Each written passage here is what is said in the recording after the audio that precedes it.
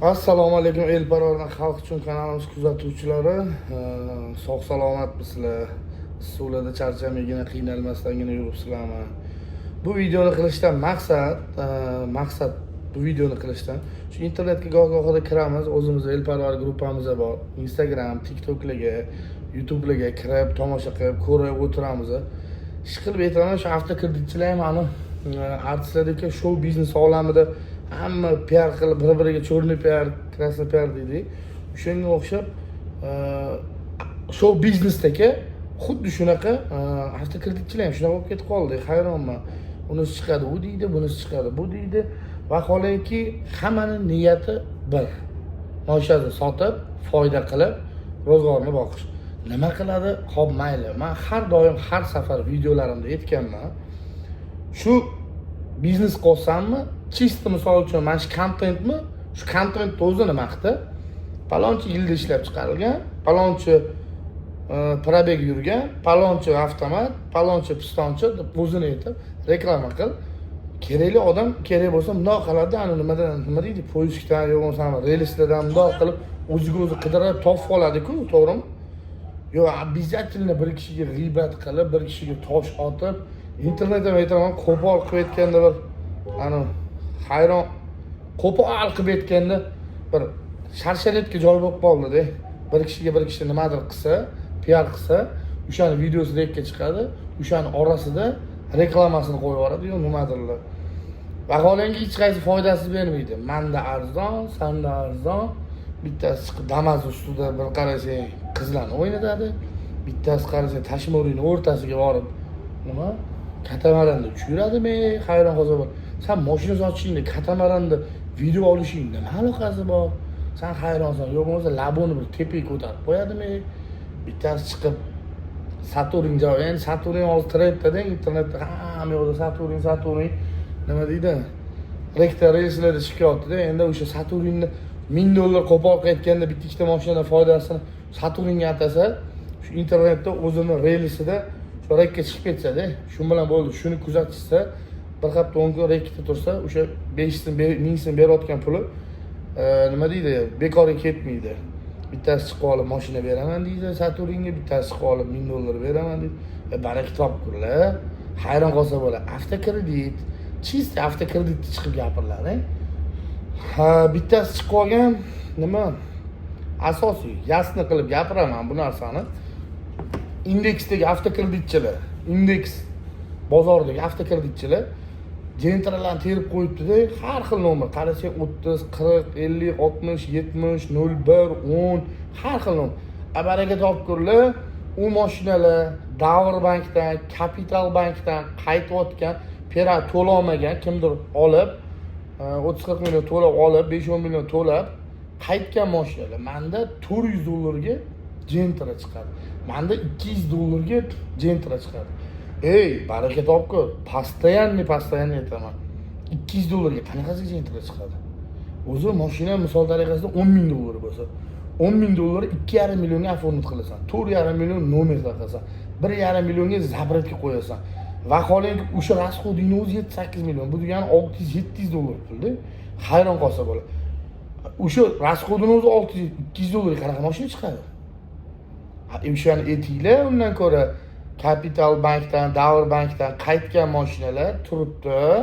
Endi ana kontent uchun boya aytgandek $200-300, palonchi avtokreditchida ana $500 ga, $400, $300 ga bor ekan deb relslarda chiqib kelib, ana kontent bo'lish uchungina gapirishadi.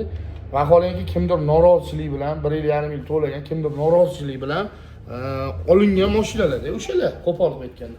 Kimdir to'lamagan, o'sha mashinalar qaytyapti. Endi shu 200 so'm, 300 so'm, 400 so'm deydi. O'sha bank o'zi оформить qilib beradi. O'sha $300-400, $500, $800 deyotgan o'ziniki. Vaholanki bizga o'xshagan odamlar misol tariqasida mana shu mashinani sotib olamiz $10,000 ga. $500 misol tariqasida o'zimizdan foydamizdan qo'yib $10,500 deb sotsak, o'sha $10,500 boshlang'ich to'lov 10% $1,050 bo'lsa, boya aytganimdek $650 оформлениyaga ketsa, $1,700 boshlang'ich to'lov chiqaramiz. Bir xil odamlarga shu narsani tushuntirib bo'lmaydi. Ana palonchi avtokreditda $200 bor ekan, pistonchi avtokreditda $400 bor ekan, $500 bor ekan, $1000. Boring. Biz aytamiz, boringlar, ko'ringlar. Ma'qul bo'lsa, misol uchun, men pastda yana kelgan odamga aytaman. Baraka topkurlar, mana Sergeli territoriyasida elparvar bo'lib turadigan bo'lsak, mana shu meni yon atrofimni o'zida bir 20 ta avtokreditchi bor. Hammasini so'rab surishtirib kelaveringlar. Kimni ma'qul deb bilsanglar, misol uchun karvonga rizq bo'ladi. Kimni ma'qul deb bilsanglar, to'xtab o'sha odamdan mashina olinglar. Deyman-da pastdan. Men bu yana aytmoqchiman, o'sha $1700 bilan chiqadigan boshlang'ich to'lov, anta $500 bilan chiqargan 300. Vaholanki ularga boradi $500, oylik to'lov 5.200.000 so'mdan. Misol 5.200.000 so'mdan. Qo'l qo'yishadi, bo'ldi, aformat qilib berishadi, u qilishadi, bu qilishadi. Vaholanki ertasi kuni ana odam o'sha zapret qo'yib bergandan keyin bundoq ana qo'liga nimani oladi-da, do'g'irni oladi-da, bundoq qaraydi. 250 million yoki 200 millionga azoq qilib qo'yishgan bo'ladi. Mashina tan narxi. Misol uchun o'sha paytlar 1 yil oldin, 1,5 yil oldin qimmatga kirgan mashina bor. O'sha mashina 200 million, 250 millionga azoq qilib qo'yishgan bo'ladi. O'sha orqaga yo'l yo'q. Misol uchun, o'sha nomingga kredit chiqib bo'ldi. Qo'pol aytganda, ikkinchi variant o'sha hech qanaqasi sen ham olasan, senga o'xshab, sendan oldin ham kimdir olib o'sha mashina haydagan, 3 to'rt haydab topshirgan. Sen ham 3 to'rt haydaysan, topshirasan. Xullas, men nima demoqchi bo'lganim, bu videomizni Polibom YouTube tarmog'ida uni 100% bilaman. O'zimizning chetda yurgan musofirdagi aka-ukalar ko'radi bu narsani. Asosiy chetda yurganlar YouTube ko'radi. Uni bilaman. Men aytmoqchi bo'lganim, o'shanga sizlar ko'pchilik o'zimizda ham shuna holatlar bo'ladi. Aka, men videoingizni ko'rib, akam misol uchun Moskvada edi, yubordilar bu yo bo'lmasa bunaqa edi deb YouTube'da ko'rgan narsanglar, bu internet olamida ko'rgan narsanglar rost emas. Rost emas. O'shaning uchun nimadir olmoqchi bo'lsanglar, ko'rmoqchi bo'lsanglar, eskilarimiz aytgani 7 o'lchab, 70 o'lchab, 7 kes. Xuddi shunga o'xshab kelib, yurib, o'qilib, mana internet olamida ko'rayotganinglar bekor narsalar. 100% bekor narsalar. Joyi keldi, ko'rdik, bitta ikkitalar chiqsa, mana 13 mingdan kubl olib ketsin. 20 ta rasprodaja, men sindiraman. Ha, xo'p. Shunaqa odamlar yon atrofimda bor-da. Mayli, xo'p. Joy endi men ham, endi nima deydi, biznes partnyorlarim qiziqqim keladi-da. Xuddi o'zimga o'xshagan insonni o'zimdan 12 ta ishxonamda 12 ta ishchi bo'ladigan bo'lsa, bitta tanimaydiganrog'ini yuboraman. Bor mana bu salonga 13 mingdan kubl berayotgan ekan. Rostmi shu narsa? Boradi, saloniga kiradi, misol tariqasida qaysi saloniga kiradi, kirsa sotildi qo'yib qo'ydi. Aka, reklamani qo'yganingizga rovni 1 soat bo'ldi. Sen 1 soat ichida sotildi. Yo bo'lmasa bittasi chiqib olgan 50 ta damas qo'yaman deydi. Men astag'firullah, uzr, ming bor so'korgan 50 ta damas qo'yaman deydimi? Xullas, men aytmoqchi bo'lganim, internetda ko'rib bilganinglar hammasi yolg'on. O'shanga o'xshab kelib, ko'rib, bilib mashina olganinglar qulay. Meni o'zimning shaxsiy fikrim. Lekin boshlang'ich to'lovsiz degani ham juda xavfli narsa. Sababiki bosh to'lov 10 million, 15 million, 20 million pul berishdan qochasiz. 15 million pulni qo'pol aytgan mashinalarning 150 million bo'lsa, 15 ming misol tariqasida aytaman.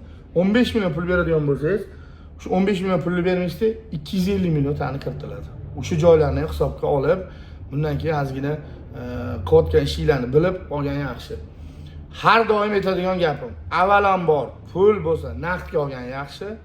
Birinchi variant, ikkinchi variant, puling yetgan mashinani qo'pol qo'yayotganda $10,000 pulingiz bormi? Qiziqmang. Ekonixga yo bo'lmasa Malibu'siga. $10,000 o'sha Gentra Cobalt beram, o'shani mining. Sababi bir kishidan qarz yo'q, uyingizda tinch, halovatingiz bor, uxlaysiz, turadi.